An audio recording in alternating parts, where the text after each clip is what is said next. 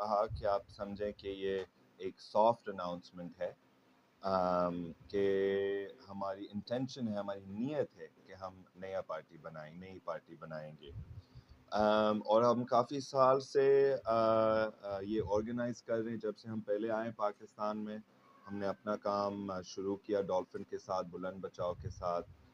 اس کے تھرو ہم نے ماحول کا بھی، ماحولیاتی ایشوز، ماحولیاتی معاملات کو ہم نے دیکھے تھے، اور اس کے ساتھ بھی لوگوں کے حالات ہم نے دیکھے، کیونکہ ہم دورہ کرتے تھے ہمارے بلند بچاؤ کے کام کے ساتھ، اور ہم گاؤں گاؤں جاتے تھے نہرے کے علاقے میں، اور ہم دیکھتے تھے کہ لوگوں کے کیسے حالات تھے، کس طرح ان کی لائفز تباہ ہوئے تھے۔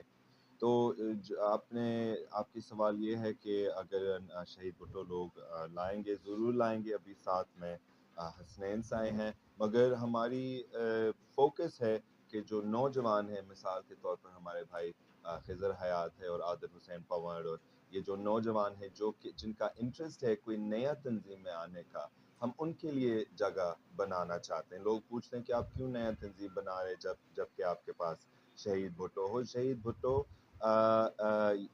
نوجوانوں کے خواہش پورا نہیں کر سکتا ہے، اور اس لیے ہم ان کو ایک پارٹی دینا چاہتے ہیں جس میں وہ حصہ لے سکتے ہیں، اور جس کے اندر ایک طرح کے انفراسٹرکچر ہم بنائیں تاکہ وہ اوپر بھی جا سکتے ہیں پارٹی کے اندر ڈیموکریٹکلی، تھرو ڈیموکریٹک راستے۔ جنید صاحب، آپ سندھ میں گھوم رہے ہیں، ہر جگہ پہ گئے، تو حالیہ برسات میں صرف شہری علاقوں کو گورنمنٹ بھی کر رہی ہے، اپوزیشن بھی اس کو کر رہی ہے، لیکن گاؤں گوٹ جو ڈوب گئے ہیں، جن کے مویشیوں کا مسئلہ ہے، پانی کھڑا ہوا ہے، زمینیں تباہ ہو گئی ہیں، اس کے لیے کیا ہو رہا ہے؟ سندھ گورنمنٹ کیا کر رہی ہے اور پاکستان گورنمنٹ کیا کر رہی ہے؟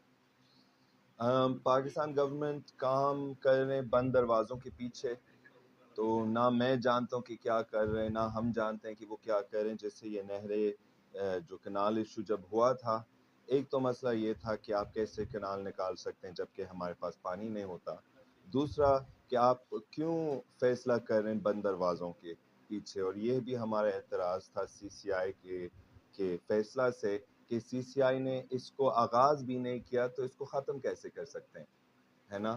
سو یہ مسئلہ ہے کہ ہمارے گورنمنٹ کا نہ کوئی اکاؤنٹیبلٹی ہے، نہ کوئی ٹرانسپیرنسی ہے۔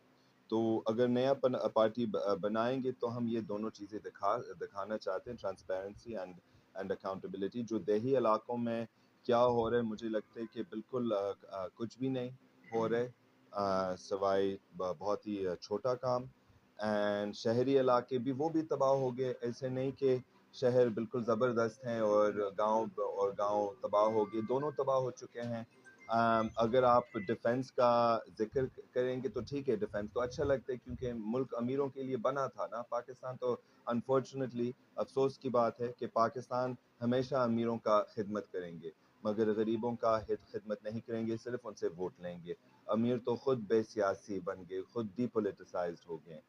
تو اگر آپ ڈیفنس کا ذکر کریں گے، وہ میں کراچی کا نہیں سمجھتا ہوں۔ میں کراچی لیاری سمجھتا ہوں، کراچی ہے کرنگی سمجھتا ہوں، کراچی ہے سرجانی ٹاؤن میں سمجھتا ہوں۔ یہ